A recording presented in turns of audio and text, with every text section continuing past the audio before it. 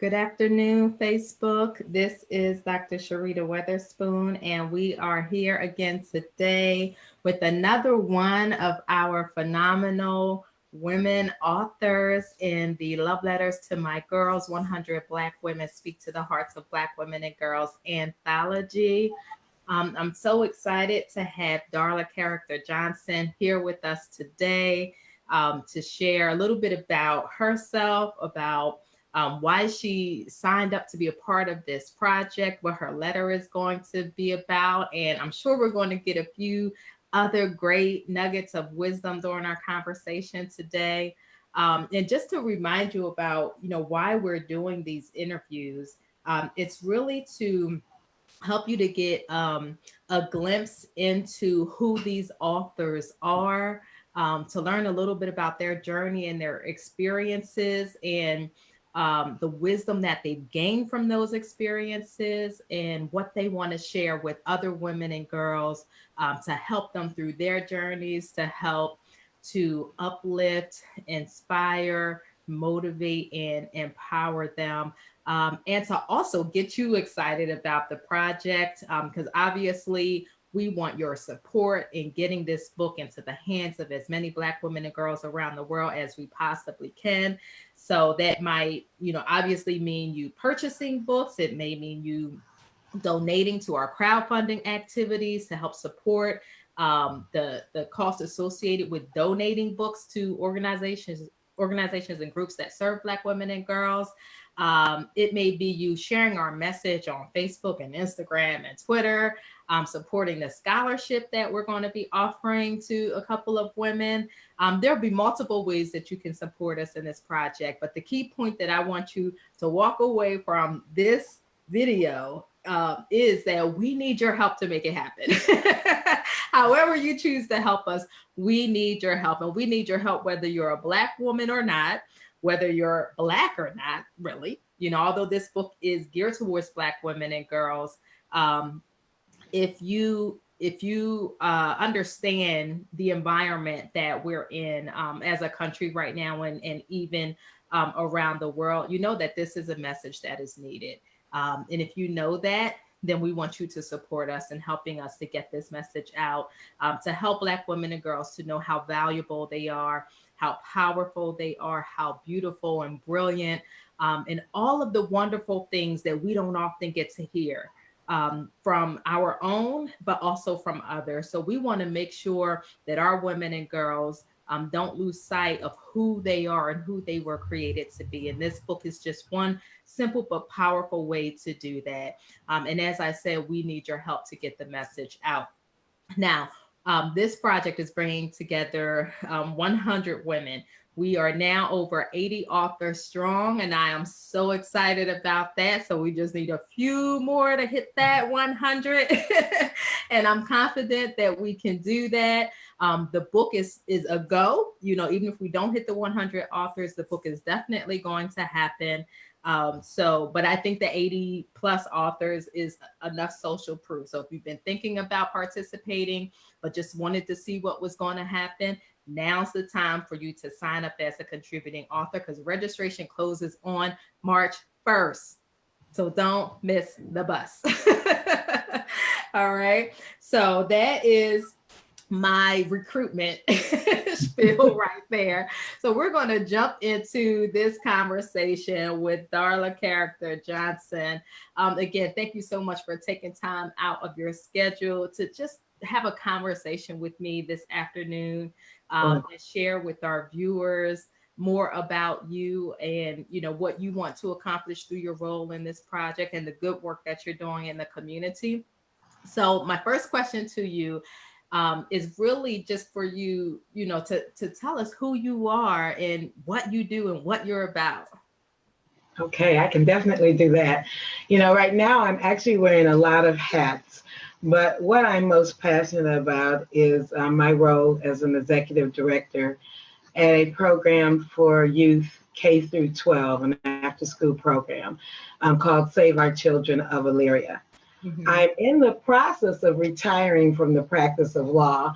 And what I found when practicing law was there was just a lot of people out there that were not aware of how much power they held as far as navigating life in general. Mhm. And I have a particular passion when it comes for women, not just because I am one, but because I was raised by a very strong woman who taught me early on to use my voice. Mhm. And I grew up with people that didn't really understand what that meant. And so I've kind of made it my life mission to help people understand the power of their knowledge, the power of their passion, and just how they can make things happen for themselves. So, Mhm. working with this after school program here in Elyria, and I am a Clevelander, but I work in Elyria right now, it gives me the opportunity to work with young people and to help them understand that they have the ability to really reach any goals and that they all start with the simple process of having a dream. Mm. Okay.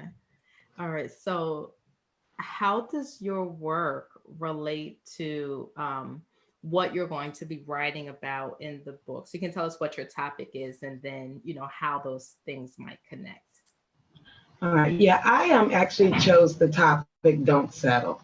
Mhm. And again, it relates to just my belief on what has kind of been put out there in society as far as what women are expected to accept.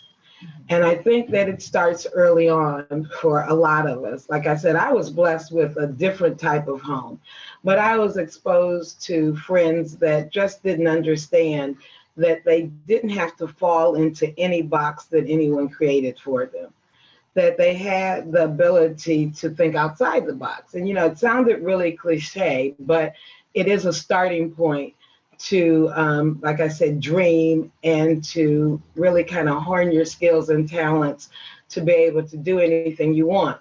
So, working with these children here, and like I said, we have K through 12.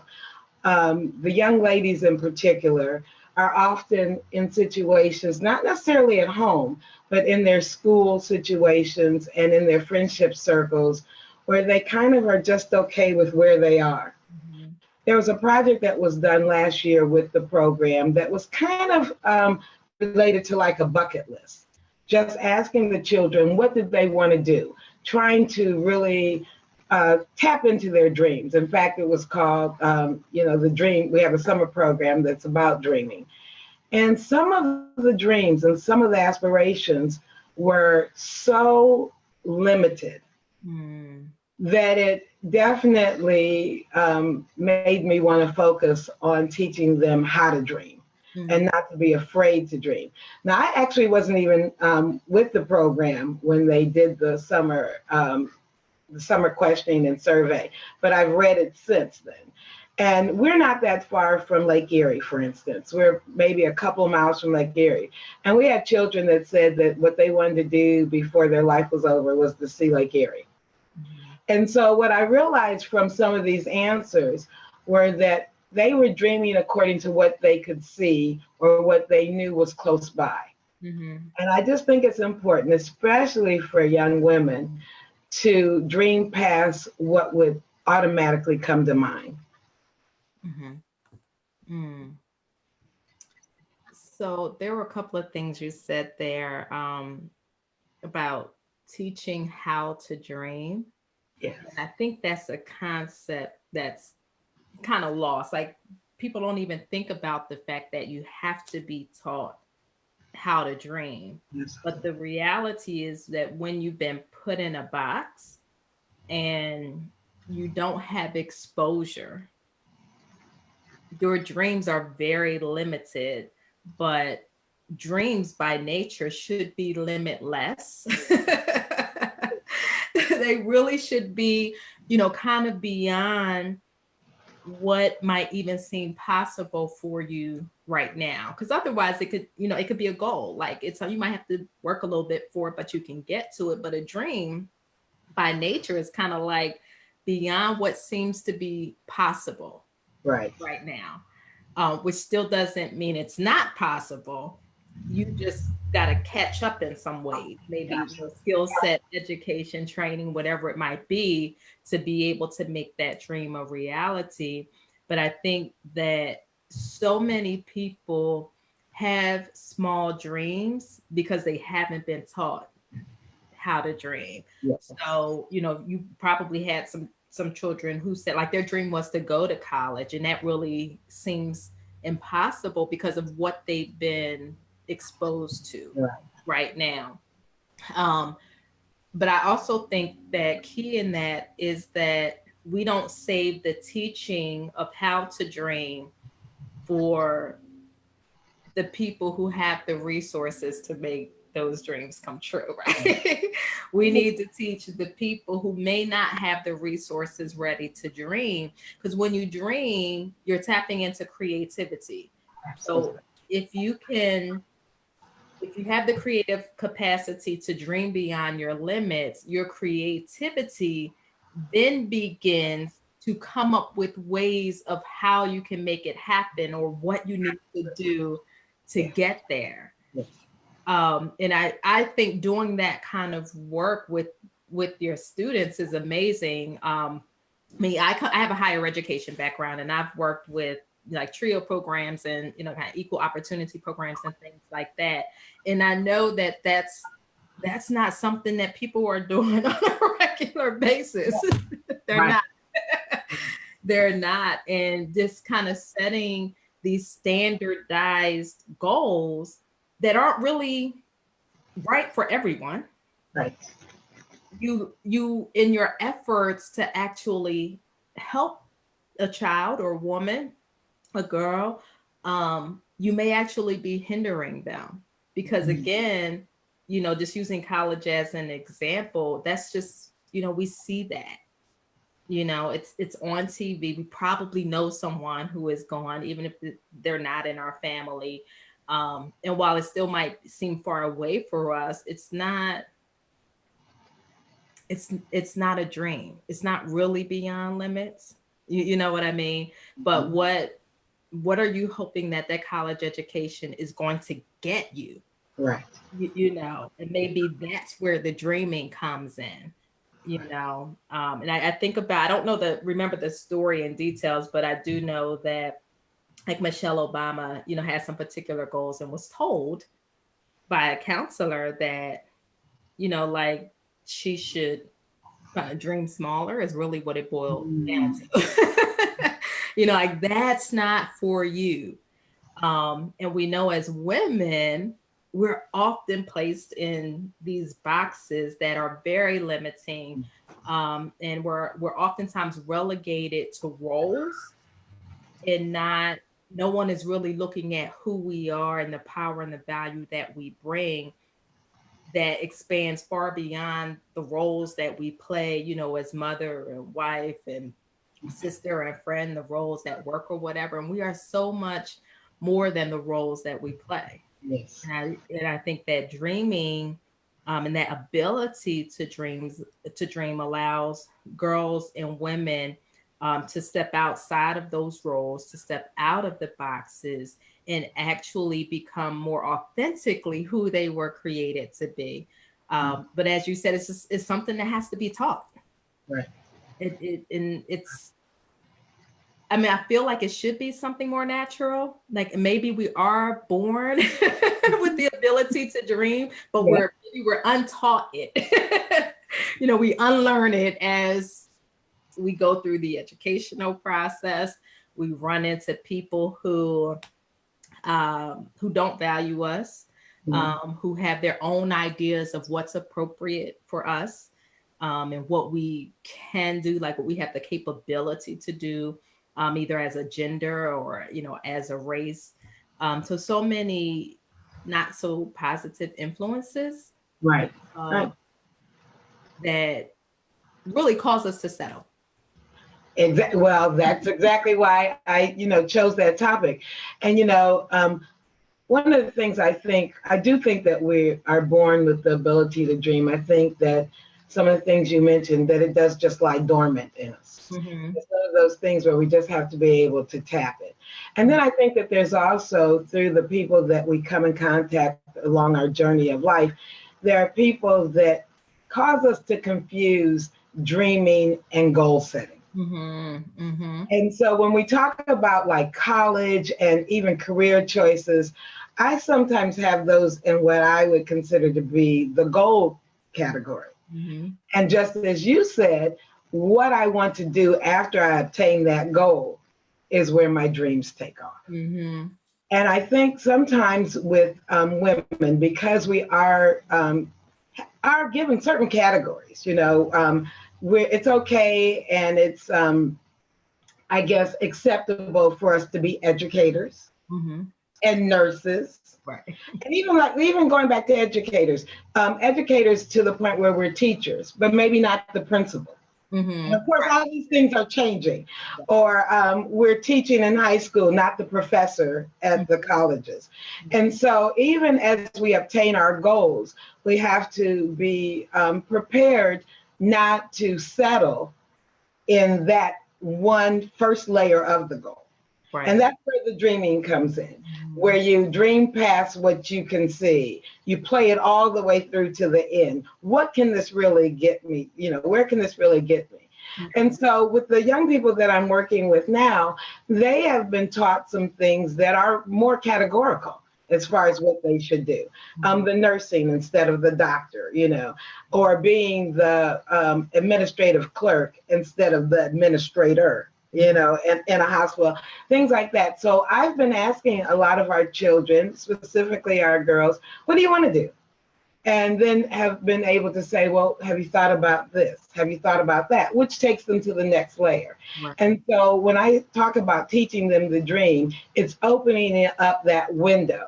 It's not enough to bring them to the window to look out. Let's open it up, get some fresh air and see what's really out there, And that's where we're hoping to take them. I work with a great staff that have those same type of things. Our vision for 2020 is creating hearts of service. And I chose that vision mainly because I feel like if you're out there doing things for others, you also get a real clear illustration of what you can do for yourself. A lot of times I think as females, we put ourselves on the back burner. Just by nature, I am of the belief that we are nurturers. Right. I'm the mother of 4 sons. I do have a granddaughter, and I love that I have the opportunity to be a strong female in her life. And I would not trade the fact that I have these 4 boys, but their basic dreaming and their basic belief of what they should do is really modeled by the men in their lives. Right. I do take a little bit of credit for the women that they've chosen to share their life with. Some of my daughter-in-laws, that type of thing. But it's nice now to have a granddaughter where I can, pass on some of the things that were passed on to me. And then I also say that I feel like as women, one of the things I love about this project is there's so many of us. I think that we bring so much diversity within our womanhood to this project. And we know that people respond differently to different personalities, to different messages. And the beauty of this project is the amount of messengers. Right. I just feel like with this many of us, we have such an opportunity to have such a strength base for so many young girls, because we do have different personalities. We do have different deliverings of our message, and I think that's what's important. That's what attracted me to the project, that as much as I would like to change the world, I am humble enough to know I cannot do it myself. Right. And I do believe that there are strength in numbers. And so when I first started reading about this, I was like, this is what I've been waiting for. A collective that has the same mission, that has the same goal, and has turned that goal into a dream. Because it's very obvious that this book started with a dream. And that to me makes this so powerful. And I couldn't even imagine not being a part of it if there was even the slightest opportunity. Mm, I appreciate that. And I think you hit the nail on the head about, just kind of the diversity of messages and experiences. Because obviously we want to reach a diverse readership of Black women and girls, across ages, cultural backgrounds, religious beliefs, socioeconomic status, education levels, all of those different things that oftentimes tend to separate us. Um, we want to be able to rise above all of that and just speak from, this Black woman's experience to another Black woman or girl, recognizing that, one reader may read your letter and that is what they needed in that moment. Right. You might read my letter next. Maybe that's not where they are, but literally 5 years later, they might read my letter again, and that's exactly what they needed in that moment. So it was very important for me to be able to bring other women into the project. I mean, I could have written 100 letters, but I'm just one woman with one experience, you know? So there's only so many types of women, I guess, that my message is going to be able to reach at certain times in their lives. Um, and I wanted the book to be more impactful than it could be with just, my words and my messages, which is why, I want to encourage any woman that is hearing about the project who, it's resonating with them. They're thinking that they would like to write something, but then there's this but after that thought, and they haven't taken action to sign up to be a contributing author. But you knew immediately that you wanted to do it, and then you put some action behind that, and actually, raised your hand and said, "Yeah, I'm down with this mission. Sign me up." So, what would you say to the woman who, something in them is kind of stirring, and they're like, "This would be great, I think," but what would you say to them? Well, I think, I love the way you put it, that something's stirring in them. Mhm. And that to me should be the reason why they do it. Not because of what's stirring in them, but recognizing that these young women out there have so much stirring in them. Mhm. And that what they have to offer from their own experiences, what they can share, may make the difference between some young lady wanting to take that step and actually taking it. So for me, it's a responsibility. Mhm. If you have enough in you that something's making you think that this may be a good idea, then I know you have enough in you to make it into fruition for it to be a great idea for somebody else. Mhm. And what you're feeling now, the hesitancy, may be the obstacle that some young woman is trying to get over.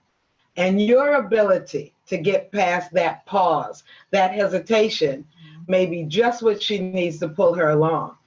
I think that if it even touches you a little bit, then you already have taken some responsibility as far as knowing that things need to be a little bit different for our young women, that Mhm. they need to get better, more positive messages. Mhm. And if it's stirring in you, then I feel pretty confident you've got a message to share. Yes. So I would encourage you to share that message, to be a part of the solution, to be a part of this frontier, to join us on this journey that I believe is going to be life-changing for so many young women. Who doesn't want to be a part of that? Right.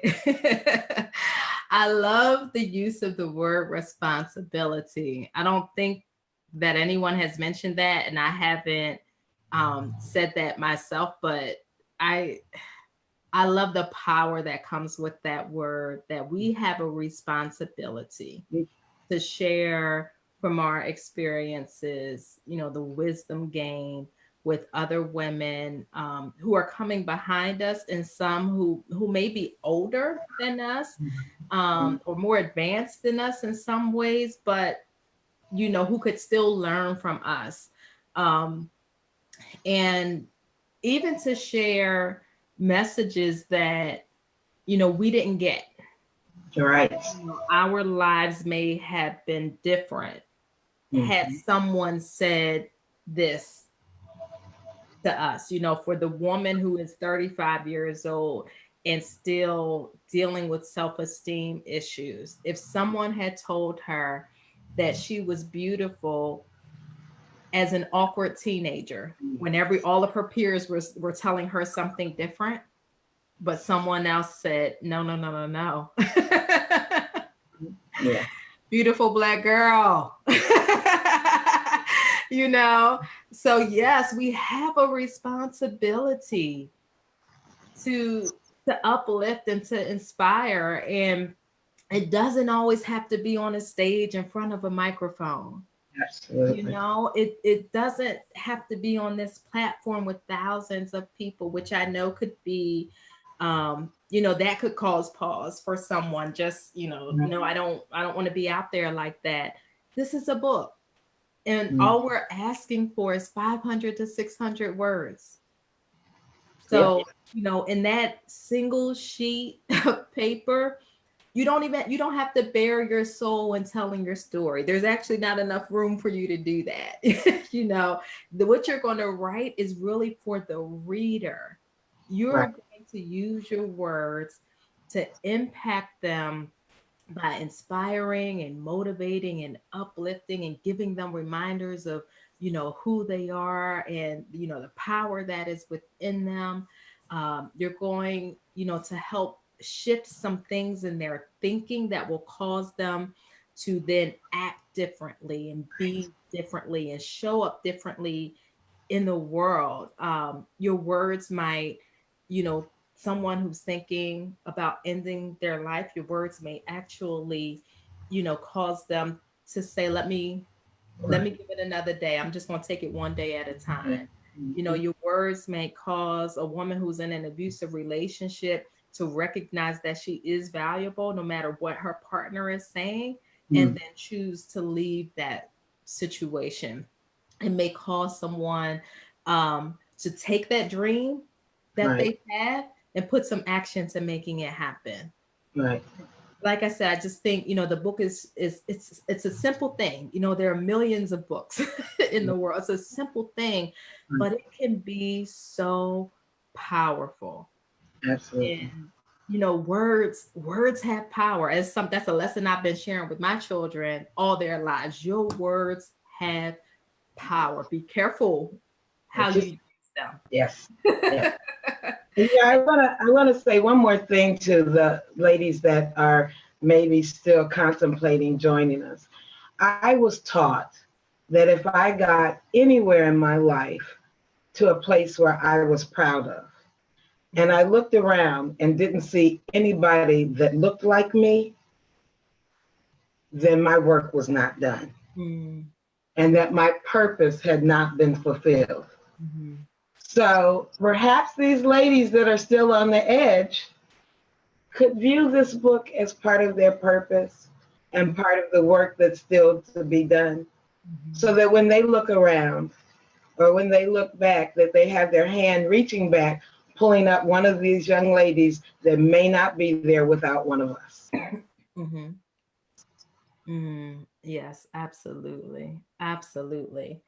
So I'm just checking the video now. I don't see any comments or questions coming in at this time.